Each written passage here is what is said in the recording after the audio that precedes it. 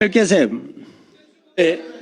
अध्यक्ष महोदय, जलसंपदा विभागाच्या माध्यमातून माझ्या मावळ तालुक्यातील असलेलं कासरसाई धरण असेल, पवनार धरण असेल, आंध्रा धरण अशा वेगवेगळ्या राज्य सरकारची जी धरणं आहेत, या धरणाच्या भोवताली जे स्थानिक भूमिपुत्रांची घरं आहेत किंवा काही छोटे मोठे व्यवसाय सुरू केले आहेत, त्याच्यावरती कारवाई करण्याचे निर्देश संबंधित विभागाने दिले.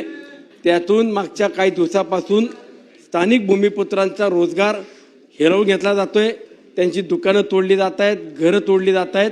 माझी राज्य सरकारला आपल्या माध्यमातून विनंती आहे की ज्या ज्या शेतकरी बांधवांचं ज्यांनी 40-45 वर्षापूर्वी धरण क्षेत्राकरता आपली जागा दिली, ज्यांची जागा भूसंपादन करण्यात आली, परंतु त्या शेतकऱ्यांचं पुनर्वसन केलं नाही, अशा शेतकऱ्यांच्या कुठल्या व्यवसायावरती किंवा त्यांच्या रोजगारावरती, त्यांच्या घरावरती बुलडोजर फिरू नये.